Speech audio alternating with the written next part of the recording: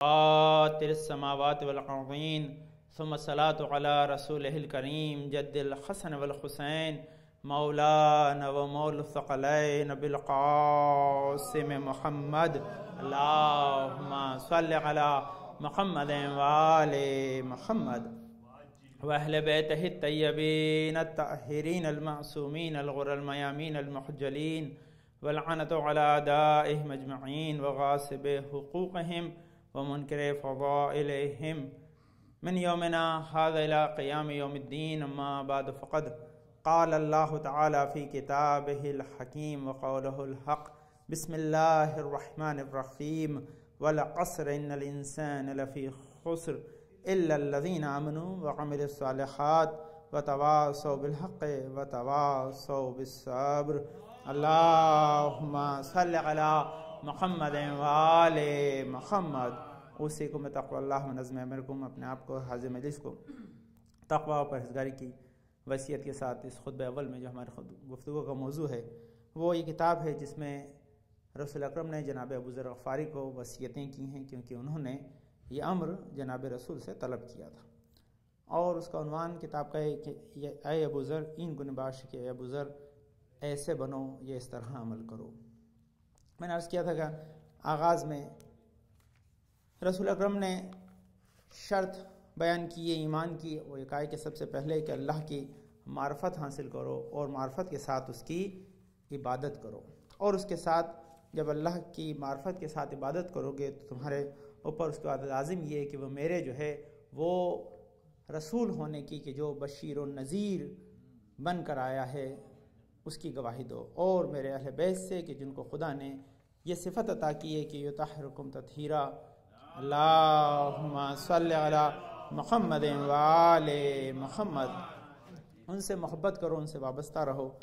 یہ امر پہلا امر تھا کہ جس میں رسول اکرم نے ابو ذر کو ایمان کے سلسلے میں جو ہے وہ سفارشیں کی، وصیت کی کہ ایمان سب سے اہم ہے. اگر انسان صحیح ایمان کو حاصل کر لے گا تو اس کا عمل قابل قبول ہے. اگر اس کے ایمان میں کوئی کمی رہ گئی تو عمل اس کے لیے فائدہ بخش یا فائدہ پہنچانے والا نہیں ہوگا.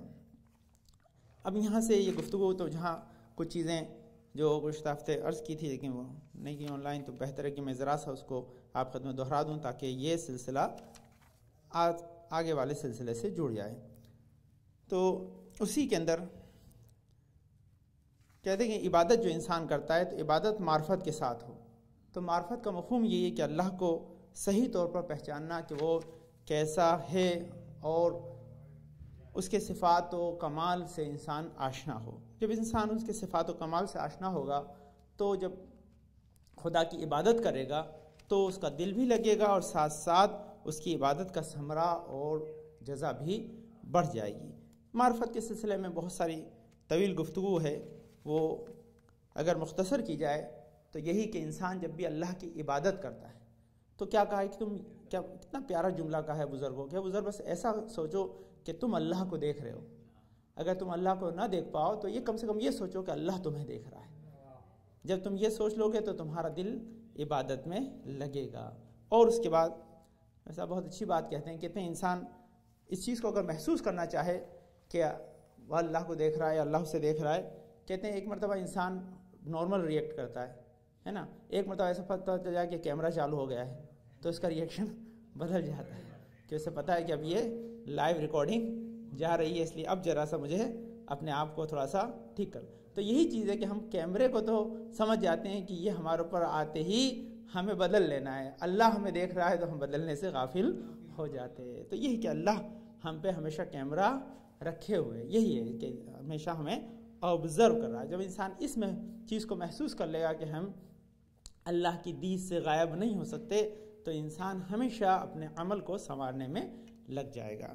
تو یہ امر ہے. اس دوسری چیز کہ اللہ کی پہچان کے لیے جتنا انسان کوشش کرے اتنا کم ہے، کیونکہ جتنا کوشش کرے گا اتنا زیادہ اس سے معرفت حاصل ہوگی، اور جتنی معرفت حاصل ہوگی اتنا اس کی عبادت میں شیرینی اور لطف آئے گا. یہ معرفت کے لیے کہ انسان ہر ایک شے میں، کوئی شے دنیا میں ایسی نہ ہو کہ جس کو دیکھ کر اسے خدا یاد نہ آئے. یہ ہے ہر چیز میں، ہر سانس میں اللہ کا جلوہ ہے، ہر ایک عمل میں اللہ کی جو ہے وہ قدرت کا کرشمہ ہے. ہر ایک جگہ پر خدا کہیں نہ کہیں نظر آ رہا ہے کسی نہ کسی صورت میں، کیونکہ بغیر اس کے انسان ایک لمحہ جو ہے وہ اپنے قدم کو آگے نہیں بڑھا سکتا.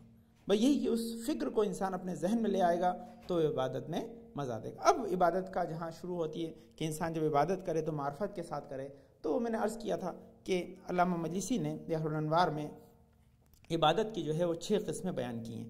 کیا کیا ہے کہ عبادت شاکرین ہے، عبادت متقربین ہے، عبادت مستحسین ہے، یہ مستحین ہے، اور عبادت ذائق الحلاوہ ہے، عبادت المحبین ہے، اور عبادت العارفین ہے. میں نے عرض کیا تھا ہر ایک یہ 6 عبادتیں ہیں. انسان اسٹیپ بائی اسٹیپ اس عبادت کے جو ہے وہ مرحلے کو طے کرتا ہے، آگے بڑھتا ہے.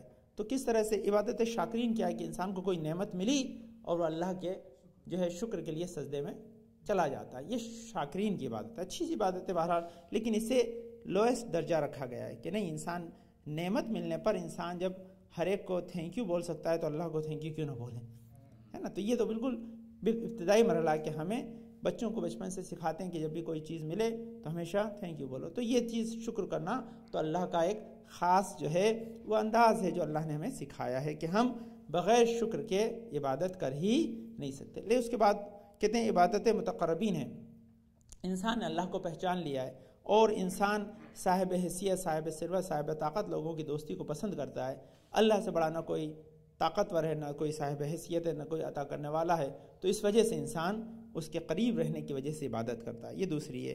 عبادت جو ہے مستحین ہے، جو انسان جو ہے وہ حیا کی وجہ سے، کہتے ہیں اگر انسان سے کوئی غلطی ہو گئی ہے تو غلطی کی وجہ سے انسان سوری کہنے کے لیے اس کے دروازے پہ جاتا ہے.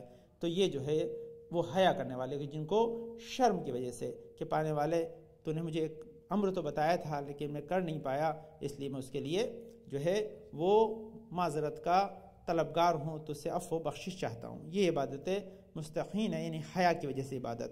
اس کے بعد عبادت ذائق الحلاوہ کہ انسان جب عبادت کرتا ہے اور عبادت کی وجہ سے اس سے جو شیرینی محسوس ہوتی یا اس سے جو سرور، جو ایک لذت آتی ہے، اس لذت کی وجہ سے وہ مصلی پہ کھنچا چلا آتا ہے. تو یہ لذت اگر انسان کے پاس آ جائے گی تو یقینی طور پر پھر وہ مصلی سے دور نہیں ہوگا، عبادت سے دور نہیں ہوگا، وہ خدا کی خاطر عبادت کو انجام دے گا. اس کے بعد عبادت محبین ہے، بغیر کسی ریزن کے صرف محبت کرتا ہے. جس سے انسان محبت کرتا ہے اس سے ملنا چاہتا ہے. تو اللہ سے ہم اسی لیے، کیونکہ اللہ سے ہم محبت کرتے ہیں، اس لیے اس کی بارگاہ میں سر کو جھکانے کے لیے چلے آئے ہیں. تو یہ سیکنڈ لاسٹ درجہ ہے کہ جہاں پر انسان محبت خدا کی وجہ سے مصلی پہ آ جائے. لیکن آخری چیز کہتے ہیں عبادت عارفین ہے کہ جو ابو ذر سے طلب کی گئی ہے. یہ عبادت ہے جو طلب کی کہ معرفت کے ساتھ عبادت کرو. تو وہ معرفت کے ساتھ عبادت، عارفین کی عبادت کیا ہے کہ ہمیں کچھ ملے یا نہ ملے، ہمیں عبادت کرنی ہے. تو وہ اس کے لیے کیا ہے، وہ عبادت عارفین کا جو پیغام ہے وہ صرف مولا کائنات نے دیا ہے. وہ کیسے دیا ہے کہ اللہم صلی علی محمد وآل محمد، کہ ما عبدتک خوفا من نارک ولا طمعا فی جنتک لیکن وجدتک اہلا للعبادہ. کہتے ہیں اے پروردگار عالم، میں نے تیری عبادت نہ تو جنت کی لالچ میں کی ہے، نہ جہنم کے خوف سے کی ہے، بلکہ کیونکہ تجھ کو لائق عبادت پایا اس لیے تیری عبادت کی ہے. یہ مولا کہہ رہے ہیں. تو اسی لیے کہتے ہیں کہ یہ جو عبادت ہے، یہ عبادت جو ہے وہ عبادت عارفین ہے، یعنی انسان اللہ کی عبادت معرفت کی وجہ سے کر رہا ہے. اسی کو، کیونکہ یہ 6 درجے ہیں، اسی کو 3 درجوں میں بھی بیان کیا گیا ہے.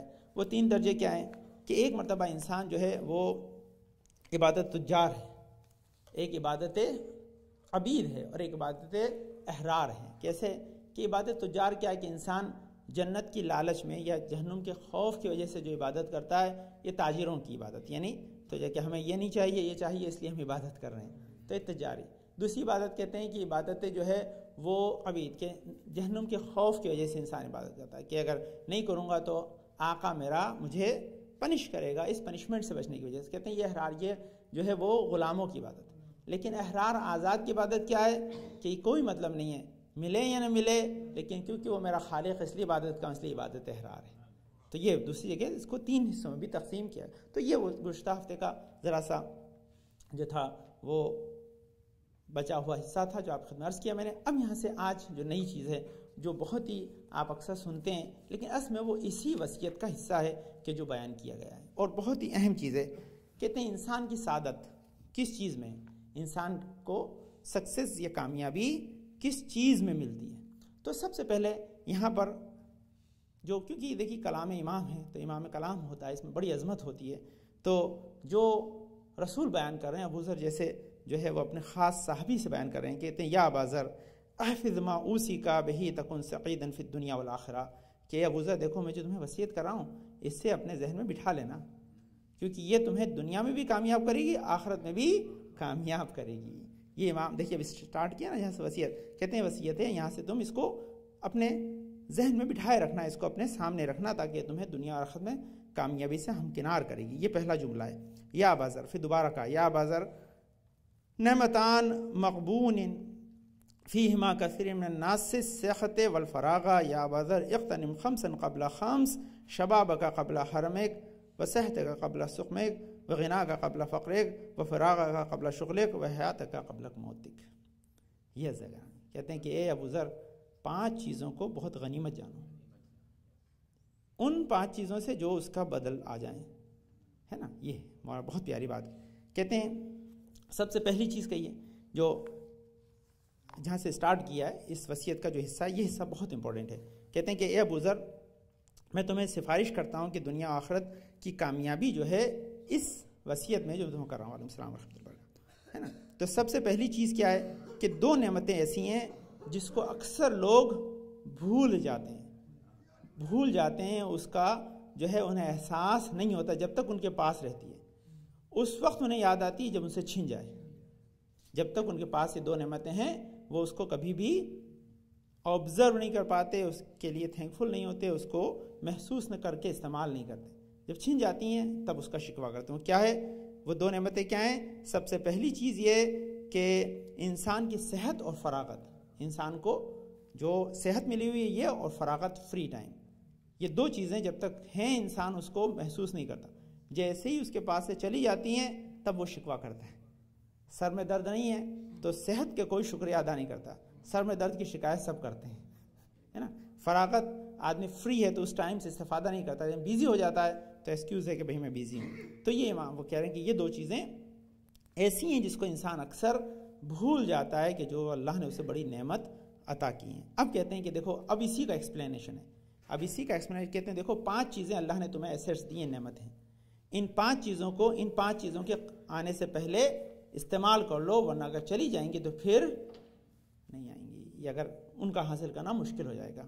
وہ سب سے پہلی چیز کیا ہے جو سب سے امپورٹنٹ ہے؟ کہتے ہیں کہ سب سے پہلی چیز کہتے ہیں خمسن قبل خمسن، ہے نا. خمسن قبل خمسن، شباب کا قبل حرمک، اپنی جوانی کو صحیح استعمال کرو قبل اس کے کہ بڑھاپا آ جائے. یہ کہہ رہے ہیں ابو ذر اپنی جوانی کو صحیح طور پر استعمال کرو قبل اس کے کہ تمہیں بڑھاپا آ کے گھیر لے. اپنی صحت کا قبل سقم، کہ اپنی صحت کو صحیح استعمال کرو قبل اس کے کہ تم بیمار ہو جاؤ. غنا کا قبل فقر، اپنی جو ہے دولت کا صحیح استعمال کرو قبل اس کے کہ تم فقیر ہو جاؤ. اور فراغ کا قبل شغل، اپنی فراغت کو، اپنے فری ٹائم کو صحیح انویسٹ کر لو قبل اس کے کہ تم بہت زیادہ بیزی اور مشغول ہو جاؤ. حیات کا قبل موتک، اپنی حیات کا صحیح استفادہ کر لو قبل اس کے کہ تمہیں موت آ جائے. یہ 5 چیزیں کہتے ہیں، یہ 5 چیزیں اللہ کی نعمت ہیں. یہ 5 چیزیں جب چلی جاتی ہیں تو پھر آنا بڑا مشکل ہے. اسی لیے سب سے پہلی چیز کیا کہی ہے کہ تمہارے لیے سب سے اہم چیز ہے وہ تمہارے لیے تمہاری جوانی ہے، شباب ہے. یہ تمہارا شباب اگر تم نے اسے صحیح جگہ لگا دیا تو دنیا اور آخرت کی سعادت کا سبب ہے. اس سے تم دنیا میں بھی کامیاب ہو جاؤ گے اور آخرت میں بھی کامیاب ہو جاؤ گے. اب لازمی کہ اس کی پیچھے جو لاجک ہے، جو سارا کا سارا ڈسکشن ہے، بڑا شیرین ہے. سب سے پہلی چیز اس کے اندر کہ انسان کو اللہ نے جو یہ نعمتیں دی، دیکھیے سب سے پہلی چیز یہ کہ اس کا بڑا پیاری مثال اس کتاب کے ایکسپلینیشن کرنے والے نے دیا ہے. کہتے کس طرح سے، دیکھیے انسان بعض اوقات کسی چیز کو انجوائے کرتا ہے، لیکن انجوائے کرتے وقت وہ بھول جاتا ہے کہ یہ جو میں انجوائمنٹ کر رہا ہوں یہ بہت لیمیٹڈ ہے. کہتے وہ بڑی مثال دی، بہت پیاری. کہتے ہیں مثال کیا ہے؟ مثال یہ ہے کہ آدمی کے پاس بہت بڑا گھر ہے، بہت بہترین سا، اس میں ساری فیسلٹی ہے، ایسی بھی چل رہا ہے، بہترین کھانا بھی رکھا ہے، آرام بھی ہے، ٹی وی سب چل رہا ہے، اور وہ انجوائے کر رہا ہے.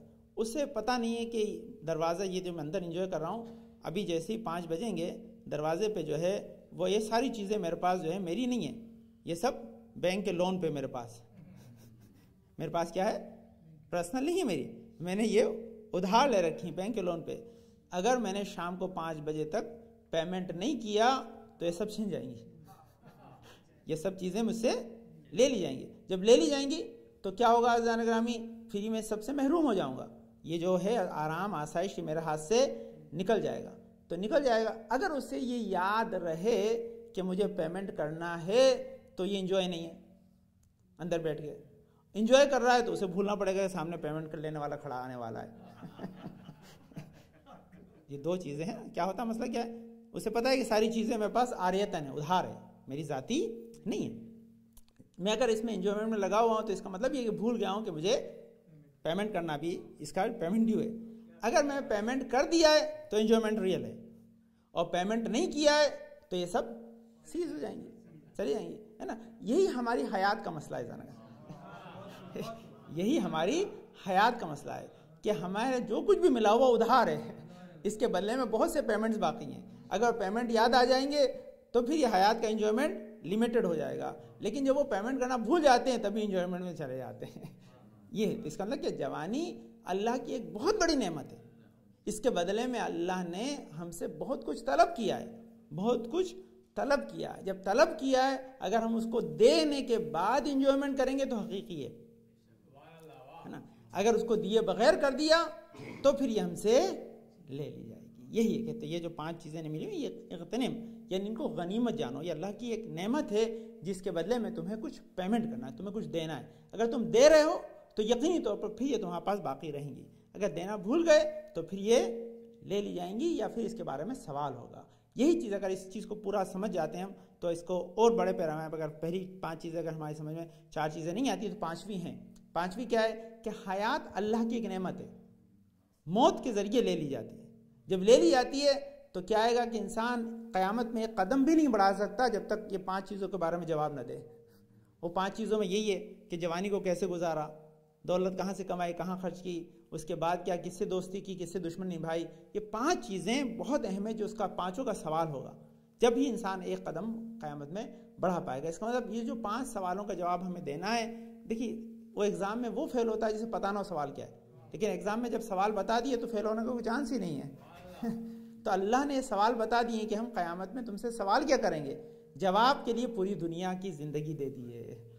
اب تم اس زندگی کو استعمال کر لو ان 5 جوابوں کے لیے، ان 5 جوابوں کے لیے. لازمی دوستی اور دشمنی کے لیے میں نے کیا وہی پہلے میں کیا تھا کہ ہم اہل بیت کی محبت کا سوال کیا جائے گا. تو وہ محبت اہل بیت سے ہوگی تو اپنے آپ اہل بیت کے محبوں سے بھی محبت ہو جائے گی.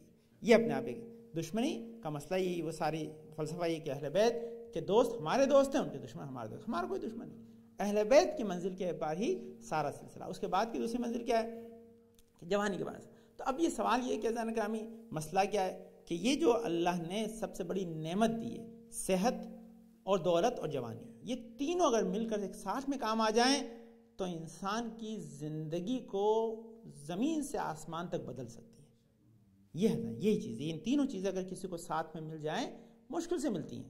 یاد رکھیے کہ تینوں کیا ہے. سب سے پہلے جوانی، صحت اور دولت، یہ تینوں چیزیں اگر ساتھ میں مل جائیں تو انسان نہ صرف خود بلکہ ہر شے کو بدل سکتا ہے. لیکن ہوتا کیا ہے، اکثر ہمارے مثال کیا دی جاتی ہے کہ جب چنے ہوتے ہیں تو دانت نہیں ہوتے ہیں، جب دانت ہوتے ہیں تو چنے تو اس وقت آدمی پریشان ہو جاتا ہے. یہ اس کا ریزن دیکھیے، جوانی میں کیا ہوتا ہے، بچے ہماری معرفت سے، آگاہی سے جو ہے وہ بے خبر ہوتے ہیں. جب بے خبر ہوتے ہیں تو ان کے گھٹنوں میں بھی طاقت ہے، کمر میں بھی طاقت ہے، سب طاقت ہے. اس وقت کوئی نماز جعفر تیار بتاتا نہیں ہے. جب بتاتے ہیں تو اس وقت گھٹنے میں بینڈ ہونا مشکل ہو جاتا ہے. تب کیا کریں؟ تو یہ دونوں چیزیں نہیں، یہ تو ایک مثال دی. بہت ساری ایسی مثالیں ہیں کہ جو آپ ماشاءاللہ نماز پڑھتے عبادت ہے تو اس وقت یہ بچہ اس وقت اتنا زیادہ جوان جو ہے اپنا، یہ جوانوں کے لیے آپ ماشاءاللہ سب جوان، تو اس کے وقت انسان اس غافل ہے. ہم اگر اس وقت انسان اس طاقت کو اپنا لے تو پھر وہ اپنی آخرت کو بدل سکتا ہے. یہ جناب ابو ذر کو وصیت ہے رسول کی کہ ابو ذر یہ وصیت ہے ہماری تمہیں یاد رکھنے والی. وہ کیا ہے کہ ان 5 چیزوں کو جو تمہیں ملی ہوئی ہیں ان کو غنیمت جانو. غنیمت ایسے کہ جب تک تمہارے پاس ہیں ان سے استفادہ کرو، کیونکہ یہ پرماننٹ تمہارے پاس نہیں رہیں گی، یہ بدل جاتی ہیں، چلی جاتی ہیں، یہ لے لی جاتی ہیں، اس لیے ان کو استعمال کر لو تاکہ تم اس کی وجہ سے بیسٹ بینیفٹ دنیا اور آخرت میں اٹھا سکو. یہ ہے پیغام رمضان ہے، یہ ابو ذر کا گیا. تو یہ پہلی چیز ہے کہ انسان کو یاد رکھنا ہے کہ جو کچھ بھی مجھے ملا ہوا ہے اس کے بدلے میں مجھے کچھ دینا ہے. وہ دینے میں کیا ہے کہ مجھے اللہ کی اطاعت کرنی ہے، تو وہ لوگوں تک. اب یہ دیکھیے ایک چیز ہے، اسلام اتنا پیارا مذہب ہے کہ اس میں انسان کو اللہ نے کبھی نہیں کہا کہ تم 24 گھنٹے مصلی پہ بیٹھو گے تب عبادت ہے. یہ نہیں ہے اسلام. اسلام بہت سمپل چیز. آپ اپنی زندگی کا صبح سے شام تک جو ریگولر اسکیجول ہے اگر اسلام کے قوانین کے اعتبار سے مستحب، مباح اور جو ہے واجب کے درمیان رکھیں گے تو یہ عبادت ہے نا. انسان مکروہ سے بچ جائے، کوشش کرے حرام نہ انجام دے. تو جو ان تینوں اسکیجول کے اندر رکھے گا ہر کام آپ کا عبادت ہے. اسلام کی خوبی یہی ہے زن کا کہ کھانا کھانا بھی عبادت ہے نا. اسلام نے نہیں کہا جب تک اگر کھانا کھانا عبادت نہ ہوتا تو اللہ جتنی دیر سفرے پہ لوگوں کے ساتھ بیٹھ کر آپ جو ہے کھانا کھا رہے ہیں آپ کی عمر کو دوبارہ آپ کو نہ لوٹانا ہے نا. یہی عبادت ہے. اس کا مطلب یہ بھی ایک عبادت اللہ نے کہا، یہ بھی کیونکہ ایک نیسیسٹی ہے اس لیے اس کے بدلے میں تمہیں اس عبادت کو انجام دینا ہے. بس میں ایک بہت ہی سمپل چیز آپ کو عرض کر کے آپ کی زحمت کو ختم کر دوں تاکہ آپ اس کو اپنے ذہن میں رکھیں. خاص چیز وہ ذہن میں رکھنے کی چیز کیا ہے جو مین پوائنٹ ہے. دیکھیے آپ کو میں بالکل سمپل مثال دیتا ہوں، بچوں کے لیے دیتا ہوں تاکہ بچے اس کو استعمال کریں. بچے نے اپنی گاڑی کے اندر فل گیس بھرایا. اب پاپا پوچھتے ہیں بھائی گیس کیوں بھرایا ہے نا. کہا پاپا اسکول جانا ہے، کالج جانا ہے، جاب پہ جانا ہے، فلاں جگہ جانا ہے. ٹھیک ہے نا. اب اس نے گیس تو بھرا لیا، وہ تو چکر کاٹتا رہا 285 کیسے کیسے سے. شام کو آیا تو پتہ چلا گیس کی ٹینک خالی ہے. پاپا نے پوچھا تم اسکول گئے تھے؟ بولے نہیں گیا تھا. بولے جاب پہ گئے تھے؟ بولے نہیں گیا تھا. بولے فلاں کام کیا تھا؟ بولے نہیں کیا تھا. بولے ٹینک کیسے خالی ہو گیا؟ بھائی یہ ٹینک کیسے خالی ہو گیا؟ تو لازمی ہے کہ وہ سوال کریں گے بھائی تم نے یہ جو ہے پیسے کو برباد کیا، پورا ٹینک بھرایا تھا ہم نے، سارا تم نے ادھر ادھر گھوم کے بیکار کر دیا، ایسے کچھ چیز ارن نہیں کی. تو ایسا نا یہی چیز ہے کہ اگر ہم گیس کے بیجا مصرف پہ سوال کر سکتے ہیں تو ہم زندگی کو بیجا مصرف کریں. اللہ سوال کیوں نہ کرے؟ اللہ نے ہمیں پورا دن دیا ہے جس میں 5 وقت کی غذا دی ہے. غذا کے بعد ہم کھانا کھانے کے بعد جو انرجی حاصل کرتے ہیں اس انرجی کے بارے میں اللہ سوال کرتا ہے کہ اس انرجی کو تم نے کہاں لگایا ہے. اس انرجی کے ذریعے تم نے کیا 7 رکعت نماز ادا کی ہے؟ کیا میرے جو ہے وہ امر کے اوپر عمل کیا ہے کہ تم جو تمام واجبات تھے، جو تمام مستحبات تھے ان پر عمل کر رہے تھے؟ تو یقینی طور پر یہ انرجی پھر دوبارہ دے دی جائے گی. اب نتیجہ کیا ہوتا ہے؟ اللہ بڑا کریم ہے، ہماری طرح نہیں. اس لیے دیکھیے اس نے دیا ہی دیا ہے. اسے پتا ہے کہ وہ بڑا اس کے خزانے میں کوئی کمی نہیں، اس لیے اتنا جلدی سوال بھی نہیں کرتا ہے. وہ تو اللہ بڑا لطف و کرم ہے. لیکن آپ بتائیے اب نیکسٹ ٹائم جب گیس بھرانے کا آئے گا تو فل ٹینک نہیں کرائیں گے. آپ نے کہاں جانا ہے؟ بولے مجھے جاب پہ جانا ہے. بولے ٹھیک ہے کتنا ٹائم لگتا ہے؟ بولا اب اتنا ہی ہوگا. یہ پتا ہے یہ پھر گھوم کے آ جائے گا تو مشکل ہو جائے گی. تو لیکن اللہ نے ہمیں اس کے باوجود دیا ہے، برابر نعمتوں کو عطا کیا کہ نہیں اس کے باوجود ہم تمہیں دے رہے ہیں تاکہ آج نہیں تو کل اسے استعمال کر لو تاکہ ہم تمہیں نعمتوں سے سرشار کر سکیں. یہ بزرگوں کا ہے کہ اغتنم خمسہ قبل خمس، کہ ان 5 کو جو ہے استعمال کر لو قبل اس کے کہ 5 سے بدل دی جائیں. اس کے اندر سب سے پہلی چیز کیا ہے کہ تمہاری جوانی بڑھاپے سے، دولت فقر سے، تمہاری صحت بیماری سے، تمہاری فرصت تمہارے جو ہے بیزی ہو جانے سے، اور تمہاری حیات موت سے بدل جائے. یہ 5 چیزیں بہت اہم ہیں اور اس کو انشاءاللہ اللہ کی طرف سے ایک نعمت سمجھ کر اسے صحیح استعمال کرے تاکہ خدا اس نعمت کے بدلے میں اسے جنت جیسی نعمت عطا کر سکے. اللہم صلی علی محمد و علی محمد، اللہم صلی علی محمد و علی محمد. بسم اللہ الرحمن الرحیم. اللہم ارزقنا ایمانا صادقا ولسانا ذاکرا وقلبا خاشعا وبدنا صابرا وعلما نافعا وعملا متقبلا ورزقا واسعا وزوجتا صالحا وولدا صالح. پالنے والے تجھے واسطہ بندہ پاک بنا شفائے کامل عاجل عطا فرما، رحمت پریشان پریشان کو دور فرما دے، پانے توفیقات میں اضافہ فرما، پانے والے حاضرین مجلس کی نیک حاجات مراد قبول فرما، پانے والے پنجن پاک کے صدقہ میں ارشاد بھائی ابن فضل بھائی ابن محمد بھائی بانو بہن بنت کریم بھائی امتیاز بھائی ابن ولی بھائی غلام علی ابن کمال بھائی رضا حسین ابن غلام علی غلام احمد محمد بھائی انصار ابن غلام علی معصومہ بنت بنت فدا علی رہبر جارشوی جمنات سب کو شفائے کامل عاجل عطا فرما، پانے گناہوں کو بخش دے، پانے بچے جو حصول علم انہیں کامیابی عطا فرما، جو اچھے رشتوں کی تلاش میں اچھے رشتوں سے بہرور فرما، پالنے والے ہمارے امام زمانہ کو مساجی خوشنود رکھ، ہمارے امام زمانہ کے ظہور میں تعجیل عطا فرما، ہم کو ان کے انصار و اعوان میں قرار دے۔ بسم اللہ الرحمن الرحیم۔ اذا جاء نصر اللہ والفتح ورأيت الناس يدخلون في دين الله أفواجا فسبح بحمد ربك واستغفره إنه كان توابا۔ اللهم صل على محمد وآل محمد، اللهم صل على محمد وآل محمد، اللهم صل على محمد وآل محمد۔ اعوذ باللہ من الشیطان اللعین الرجیم، بسم اللہ الرحمن الرحیم۔ الحمدللہ رب العالمین، بارئ الخلائق اجمعین، فاطر السماوات والارضین، پاک و منزہ پردہ جس کائنات و ہستی کو خلق کرنے والا ہے، پاک و منزہ پردہ سامنے شیخ سے نزدیک ہمارے دل کے حال کو جاننے والا ہے، پاک و منزہ پردہ ہمارے ضربہ نیکی بدی کا حساب و کتاب رکھتا ہے، پاک و منزہ پردہ بڑا عفو بخشش کرنے والا ہے، پاک و منزہ پردہ جس نے ہماری ہدایت کے سامان کو فراہم کیا، نبیوں کو تو لانی سلسلہ بھیجا۔ الصلاۃ والسلام علی خاتم النبین محمد مصطفیٰ صلی اللہ علیہ وسلم، صلی علی محمد وآل محمد۔ الصلاۃ والسلام علی علی ابن ابی طالب، اللہم صلی علی محمد وآل محمد۔ الصلاۃ والسلام علی فاطمۃ الزہرا سلام اللہ علیہا، اللہم صلی علی محمد وآل محمد۔ الصلاۃ والسلام علی حسن ابن علی، اللہم صلی علی محمد وآل محمد۔ الصلاۃ والسلام علی حسین ابن علی، اللہم صلی علی محمد وآل محمد۔ الصلاۃ والسلام علی علی ابن الحسین، اللہم صلی علی محمد وآل محمد۔ الصلاۃ والسلام علی محمد ابن علی، اللہم صلی علی محمد وآل محمد۔ الصلاۃ والسلام علی جعفر ابن محمد، اللہم صلی علی محمد وآل محمد۔ الصلاۃ والسلام علی موسیٰ ابن جعفر، اللہم صلی علی محمد وآل محمد۔ الصلاۃ والسلام علی علی ابن موسیٰ الرضا، اللہم صلی علی محمد وآل محمد۔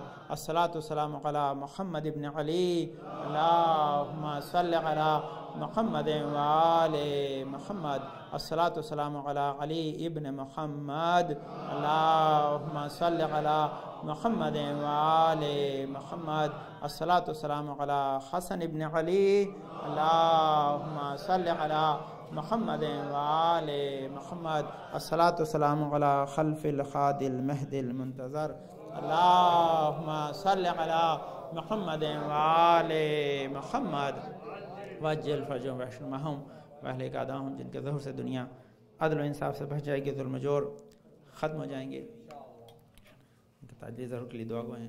میں خود میں عرض کر رہا تھا کہ کچھ عمل ایسے ہیں کہ جو انسان صحیح وقت پر کر لے تو اس کا صلہ اور جزا بہت زیادہ ہے، اور وہ ایسے عمل ہیں جو نارملی آپ کو آتے ہیں، صرف یہ ہے کہ برمحل اس کو کرنے کا ثواب ہمیں ذہن میں رہے گا تو ہمیں یاد آ جائے گا تو ہم وقت پہ کر لیں گے، تو ہم اپنے وقت سے صحیح استفادہ کر سکتے ہیں، ہے نا۔ اور اس کا نتیجہ کیا ہوتا ہے؟ نتیجہ ہوتا ہے کہ انسان اپنی زندگی میں خیر و برکت کو دیکھتا ہے، اس تمام فائدوں کو محسوس کر سکتا ہے۔ تو ان فائدوں ہی کو محسوس کرنے کے لیے میں عرض کیا تھا، شب جمعہ میں نے مفصل اس پہ گفتگو کی ہے، لیکن وہ مجلس کا موڈ ہوتا ہے، یہ جو ہے وہ خطبے کا ہے، تو ذرا سا فرق کے ساتھ ان چیزوں کا خود میں بیان کیا جائے تاکہ آپ اسے استفادہ کر سکیں۔ ان میں ایک چیز میں نے عرض کیا تھا، آیت الکرسی ہے۔ آیت الکرسی قرآن مجید کی آیتوں میں سے ایک آیت ایسی ہے کہ جس کو رسول نے سردار الآیات کا خطاب دیا ہے۔ وہ کس طرح سے کہ تمام آیت کی یہ سردار ہیں، کیونکہ خداوند عالم نے اس میں ایک نہیں کئی سارے پیغامات دیے، اور اس سے نہ صرف ذات پروردگار عالم سمجھ میں آتی ہے بلکہ اسی آیت میں فضائل محمد آل محمد بھی ہیں۔ وہ ایک الگ باب ہے، لیکن اس کے پڑھنے کا بہت ثواب ہے، اور انسان جب اس کو پڑھتا ہے تو جو ثواب ہمارے روایتوں میں بیان کیے گئے وہ مقصود ہے آپ کو بیان کرنا۔ اس میں سے ایک میں نے امام محمد باقر کی حدیث آپ کی خدمت میں بیان کی تھی، محمد وآل محمد، اور حدیث میں جو امام محمد باقر نے ہم کو پیغام دیا ہے وہ بہت شیرین ہے اور آپ کے کام آنے والا ہے، جو ہمیشہ کرتے ہیں۔ وہ پیغام یہی ہے کہ انسان اگرچہ آیت الکرسی کو وضو کے بعد اگر پڑھے گا تو خدا اسے 40 سال کی عبادت کا ثواب عطا کرے گا۔ یہ میں نے آپ خدمت میں عرض کیا تھا۔ تو آپ ہمیشہ جب بھی جو ہے یہ بحر الانوار کی جلد 80 صفحہ نمبر 317 پہ حدیث ہے کہ جس میں امام محمد باقر نے کہا ہے کہ اگر کوئی انسان اللہم صلی علی محمد وآل محمد وضو کے بعد اگر آیت الکرسی پڑھ لے گا تو خدا اسے 40 سال کی عبادت کا ثواب عطا۔ تو آپ کوشش یہ کریں کہ جب بھی وضو کریں تو وضو کرنے کے بعد آیت الکرسی کو پڑھ لیا کریں تاکہ آپ اس ثواب سے محروم نہ ہوں۔ اب اس کے بعد دوسری چیز ہے کہ انسان جب بھی اپنے گھر میں آیت الکرسی پڑھتا ہے تو رسول کا ارشاد ہے کہ اس سے کئی سارے فائدے اسے ملتے ہیں۔ سب سے پہلی بات یہ کہ اس گھر میں برکتیں نازل ہوتی ہیں۔ دوسری چیز یہ کہ وہ گھر جادو اور برے اثرات سے محفوظ رہتا ہے۔ نہ صرف وہ بلکہ اس کے پڑوسیوں تک کا اس کا اثر جاتا ہے اور وہ بھی اس سے محفوظ رہتے ہیں، اور اس کی تلاوت کی وجہ سے خدا اس کی حاجتوں کو پورا کرتا ہے، کیونکہ یہ آیت جو ہے اس میں خدا نے بہت ساری برکتیں رکھی ہیں۔ یہ ایک اس کا ثواب ہے۔ اب یہاں تک دوسرا ہے جو ثواب اس کے بارے میں جو لکھا گیا ہے وہ کہ انسان اگرچہ گھر سے نکلتے وقت آیت الکرسی کی تلاوت کر لے گا تو خداوند عالم، اور اس کے اندر جو ہے 3 چیزیں بیان کی گئی ہیں۔ سب سے پہلے کہ انسان جب گھر سے باہر جا رہا ہے تو سب سے پہلے جو ہے وہ آیت الکرسی پڑھے، انا انزلنا پڑھ لے، تو خدا اس کی حاجات کے پورا ہونے میں اسے مددگار بنا دے گا۔ انسان گھر سے جب نکل رہا ہے تو آیت الکرسی اور انا انزلنا پڑھ کر جو ہے وہ گھر سے اگر نکلے گا تو خدا اس کی حاجات کو جو ہے وہ پورا ہونے میں ان آیات کو وسیلہ قرار دے دے گا۔ اب یہ اس کے بعد کی منزل ہے کہ جو اور آیت الکرسی کے جو ہے وہ ثواب لکھیں، جس کے اندر کہ جب بھی انسان آیت الکرسی کو جو ہے یہاں ایک بہت بہترین ثواب لکھا ہے، اس کو پڑھیں تاکہ آپ اس کو ذہن میں رکھیں کہ پیغمبر اکرم صلی اللہ علیہ وسلم نے ارشاد فرمایا اللہم صلی علی محمد وآل محمد۔ کہتے ہیں اگر کوئی شخص آیت الکرسی کو پڑھنے کے بعد اس کا ثواب مرحومین کو ہدیہ کرے گا، ہے نا، قبرستان جاتے ہیں تو وہاں جا کے آیت الکرسی پڑھیں، یہ بھی بہت اہم ہے، تو ہر حرف کے بدلے میں خدا ایک ملک کو پیدا کرے گا۔ جب آدمی قبرستان میں جا کر کسی مرحوم کے لیے آیت الکرسی پڑھے گا تو خدا ہر حرف کے بدلے میں ایک ملک کو پیدا کرے گا جو قیامت تک اس شخص کے لیے تسبیح و تحلیل کرتا رہے گا۔ تو اس کا مفہوم کیا ہے کہ آیت الکرسی خود نور ہے، لیکن یہ نور جب آپ کی زبان سے جاری ہوتا ہے تو نورانی مخلوق کی خلقت کا سبب بنتا ہے، اور وہ نورانی مخلوق آپ کے لیے تسبیح و تحلیل کرتی رہتی ہے۔ یعنی آپ نے آیت الکرسی پڑھ کے ختم کر دی لیکن تسبیح و تحلیل کا ثواب آپ کے لیے ختم نہیں ہوتا، آپ کی زبان سے ختم ہو کر ملائکہ کی زبان سے جاری ہو جاتا ہے۔ تو یہ کتنی بڑا ثواب ہے کہ جو انسان اس کے ذریعے نہ صرف اپنے لیے بلکہ مرحومین کے لیے بھی خیر و برکت کا ذریعہ اسے بنا دے۔ یہ ایک اس کا دوسرا ثواب ہے، تاکہ انسان جب بھی پڑھے تو اس کی وجہ سے، یہ امام جعفر صادق علیہ السلام کی حدیث ہے اللہم صلی علی محمد وآل محمد، اور اس کا بھی ایڈریس جو ہے وہ یہ بحر الانوار جلد 102 صفحہ نمبر 300، یہ ایک کا ایڈریس ہے، اور دوسرا جہاں رسول اکرم بیان کی وہ بحر الانوار جلد 63 صفحہ نمبر 316، یہ دونوں ایڈریسز ہیں۔ ہاں ایک ہی مطلب آپ اگر آپ دیکھیں قبرستان میں اگر آپ جاتے ہیں جو اعمال ہیں وہ اعمال کے 2-3 طریقے ہیں، میں آپ کو چلیے یہ بات آئیے تو میں بتا کے اسی پہ خود ختم کر دیں۔ انسان دیکھیے سب سے پہلی چیز یہ کہ اگر خاص آپ کے جو ہے اپنے والدین کی قبر پہ جا رہے ہیں یا والدین آپ کے ہندوستان میں ہیں، ہاں ساتھ مطلب انا انزلنا جو پڑھتے ہیں تو یہ انا انزلنا جو پڑھتے ہیں وہ ہاتھ رکھ کے پڑھی جاتی ہے، لیکن سورہ فاتحہ آپ کھڑے ہو کے پڑھ سکتے ہیں، کوئی حرج نہیں ہے۔ تو اگر آیت الکرسی آپ جو ہے اسی سورہ فاتحہ کے بعد پڑھ دیں تو انا انزلنا اور سورہ فاتحہ کے بعد ساتھ شامل کر دیں تو وہ اس کے ثواب میں اضافے کا سبب ہے، کیونکہ انا انزلنا ہاتھ رکھ کر پڑھنا سیپریٹ بیان کیا گیا، اس کا ثواب الگ ہے۔ کہتے ہیں کوئی آدمی اگر قبر پہ جا کر 7 مرتبہ الگ الگ جو ہے وہ جگہ پر ہاتھ رکھ کر انا انزلنا پڑھے گا تو خدا پڑھنے والے اور صاحب قبر دونوں کے گناہوں کو معاف فرمائے گا۔ تو یہ انا انزلنا تو ہمارے ایک خاص عمل میں ہے، لیکن یہ آیت الکرسی جو ہے یہ اچھا آیت الکرسی آپ قبرستان میں جا کر پڑھیں تو بہت اچھی، لیکن گھر پر بھی اگر شب میں آپ اسے پڑھ کر اگر ہدیہ کر دیں گے مرحومین کو تو یہ ثواب سے آپ محروم نہیں ہوں گے، کیونکہ اس میں یہ شرط، ہاں سوتے وقت ہدیہ کر سکتے ہیں تاکہ وہ ہدیہ کرنا بھی آپ کے لیے باعث سے ثواب ہوگا، یہ کیونکہ اس کے اندر جو روایتیں یہ دونوں ہیں، دونوں ایک رسول اکرم سے ایک چھٹے امام سے، دونوں روایتیں بہرحال میں آپ کی آیت الکرسی پڑھ کر مرحوم کو ہدیہ کرنے کا ثواب یہ ہوتا ہے کہ اس کے ذریعے خدا ملک کو پیدا کرتا ہے جو آپ کے لیے تسبیح و تحلیل کرتا رہے۔ تو یہ آیت الکرسی کا بہت ثواب ہے، انسان اس کو بہرحال آپ سب کو ماشاءاللہ حفظ ہے، آپ برابر اس کو پڑھتے ہیں، لیکن برمحل پڑھ دینے کا اس کا ایک بینیفٹ ہے، بلکہ اس کا جو ہمارے کہتے ہیں کہ ہم قربان ثواب دونوں چیز انسان کو ساتھ میں مل جائے تو اس سے اچھی کیا بات ہے کہ جو شب میں اگر آپ بستر بیٹھ کر اپنے لیے مرحوم کے لیے سورہ فاتحہ پڑھتے ہیں تو اسی کے اندر آپ آیت الکرسی کو شامل کر لیں گے تو گھر کی حفاظت کے بھی، آپ کی حفاظت کے بھی، گھر میں نور کے بھی، اور شیطان کے جو ہے وسواس سے بھی، اور بڑے جادو ٹونے سے بھی، سب سے ایک ساتھ محفوظ ہے، کیونکہ ایک ہی چیز ہے جو کئی سارے اثر کرتی ہے، ایک ہی چیز کئی سارے اثر کرتی ہے، جب کئی سارے اثر کرتی ہے تو آپ تمام فائدوں کو ایک ساتھ اٹھا سکتے ہیں، بس یہی تھا کہ آپ ان اعمال کو برسر وقت اگر انجام دیں گے تو اس کے ثواب سے آپ کبھی محروم نہیں رہیں گے۔ یہ چند اشعار آپ خدمت میں پیش کر کے بات کو مکمل کر دوں تاکہ انشاءاللہ یہ خطبوں کا جو پیغام ہے وہ ہمارے ساتھ رہے، ہم اس کے ذریعے جو ہے یہ میں نے عرض کیا کہ اہل بیت کی مدح میں جو اشعار ہیں وہ خطبے میں بیان کرنے کی اجازت ہمارے اساتذہ کرتے تھے، کہتے ہیں اسلام کے اشعار کہتے ہیں بہت پیارا پیغام کہ بیدار کرو قوم کو ملت کو جگا دو، بیدار کرو قوم کو ملت کو جگا دو، پھر حیدری قانون کو پروان چڑھا دو، شبیر کا پیغام زمانے کو سنا دو، پھر کفر کی بنیاد کو ایک بار ہلا دو، پھر ناد علی لے کے اٹھیں حیدری جانباز، پھر حیدری شمشیر سے گھمسان مچا دو، عباس دلاور کی طرح خون میں نہا کر، عباس دلاور کی طرح خون میں نہا کر، اے شم میں وفا پھر لب ساحل پہ جلا دو، اور پھر ولولۂ اون و محمد کی ہو تجدید، پھر ولولۂ اون و محمد کی ہو تجدید، پھر دشمن اسلام کے خیموں سے بھگا دو، اور عابد کی طرح پاؤں میں زنجیر پہن کر، عابد کی طرح پاؤں میں زنجیر پہن کر جھنکار سے پھر قصر یزیدی کو گرا دو، تم مرد مجاہد و ظفر جوش میں آ کر، تم مرد مجاہد و ظفر جوش میں آ کر شبیر کا پیغام زمانے کو سنا دو، شبیر کا پیغام زمانے کو سنا دو۔ یہی اذان گرامی ذکر محمد آل محمد ہے کہ جس کو جزو خطبہ قرار دیا تھا کہ ہم ان پہ درود و سلام کے ذریعے اللہ کے قرب کو حاصل کر سکتے ہیں۔ اللہم صلی علی محمد وعلی محمد، اللہم صلی علی محمد وعلی محمد، اللہم صلی علی محمد وعلی محمد، اللہم ارزقنا ایمانا صادقا ولسانا ذاکرا وقلبا خاشعا وبدنا صابرا وعلما نافعا وعملا متقبلا ورزقا واسعا وزوجتا صالحا وولدا صالح۔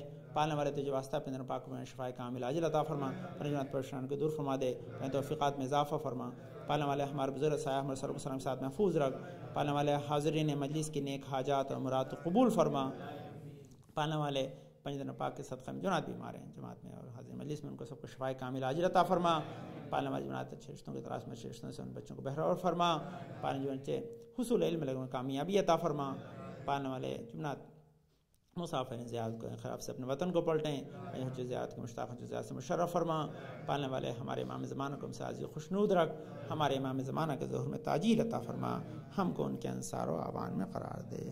بسم اللہ الرحمن الرحیم، قل اللہ احد اللہ الصمد لم یلد ولم یولد ولم یکن لہ کفوا احد۔ اللہم صلی علی محمد وآل محمد۔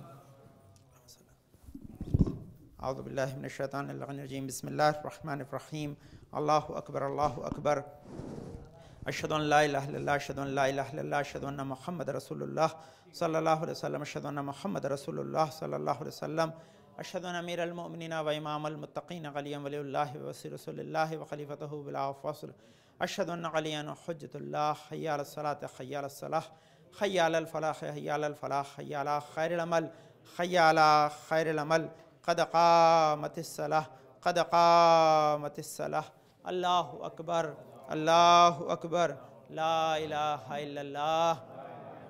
اعوذ باللہ من الشیطان الرجیم، بسم اللہ الرحمن الرحیم، ان الصلاۃ ونسکی ومحیای ومماتی للہ رب العالمین، یا محسن قد اتاک المسیء انت المحسن وانا المسیء فتجاوز عن المسیء، استغفر اللہ ربی واتوب الیہ، استغفر اللہ ربی واتوب الیہ، استغفر اللہ من کل ذنب واتوب الیہ۔ بسم اللہ اللہ اکبر۔ بسم اللہ الرحمن الرحیم، الحمد للہ رب العالمین، الرحمن الرحیم، مالک یوم الدین، ایاک نعبد و ایاک نستعین، اہدنا الصراط المستقیم صراط الذین انعمت علیہم غیر المغضوب علیہم ولا الضالین۔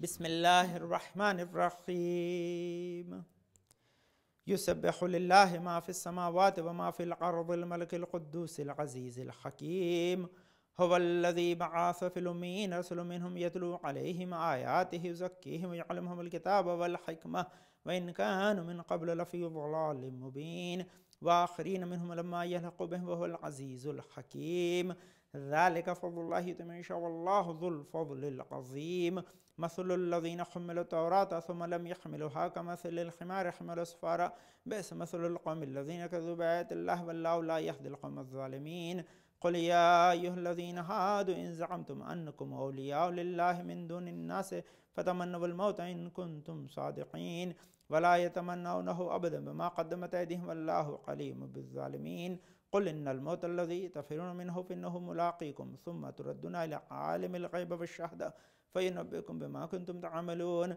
يا أيها الذين آمنوا إذا نودي للصلاة من يوم الجمعة فاسعوا إلى ذكر الله وذروا البيع ذلكم خير لكم إن كنتم تعلمون، فإذا قضيت الصلاة فانتشروا في الأرض وابتغوا من فضل الله واذكروا الله كثيرا لعلكم تفلحون، وإذا رأوا تجارة أو لهوا انفضوا إليها تركوك قائمة، قل ما عند الله خير من اللهو تجارة والله خير الرازقين، كذلك الله ربي الله أكبر، اللهم صل على محمد وآل محمد، ربنا آتنا في الدنيا حسنة وفي الآخرة حسنة وقنا عذاب النار وعذاب القبر، رب زدني علما رب ارحمهما كما ربياني صغيرا، الله أكبر، سبحان ربي العظيم وبحمده، سبحان الله سبحان الله سبحان الله، رب صل على محمد وآل محمد، سمع الله ولمن حمده، الله أكبر، سبحان ربي الأعلى وبحمده، سبحان الله سبحان الله سبحان الله، الله أكبر، استغفر الله ربي وأتوب إليه، الله أكبر، سبحان ربي الأعلى وبحمده، سبحان الله سبحان الله سبحان الله، رب صل على محمد وآل محمد، الله أكبر، بحول الله وقوته يقوم وأقعد، بسم الله الرحمن الرحيم، الحمد لله رب العالمين، الرحمن الرحيم، مالك يوم الدين، إياك نعبد وإياك نستعين، اهدنا الصراط المستقيم صراط الذين أنعمت عليهم غير المغضوب عليهم ولا الضالين، بسم الله الرحمن الرحيم، قل هو الله أحد الله الصمد لم يلد ولم يولد ولم يكن له كفوا أحد، الله أكبر، سبحان ربي العظيم وبحمده، سبحان الله سبحان الله سبحان الله، رب صل على محمد وآل محمد، سمع الله لمن حمده، كذلك الله ربي الله أكبر، اللهم صل على محمد وآل محمد، اللهم كن لوليك الحجة ابن الحسن صلواتك عليه وعلى آبائه في هذه الساعة في كل ساعة وليا وحافظا وقائدا وناصرا ودليلا وعينا حتى تسكنه أرضك طوعا وتمتعوا فيها طويلا برحمتك يا أرحم الراحمين، رب زدني علما رب ارحمهما كما ربياني صغيرا، الله أكبر،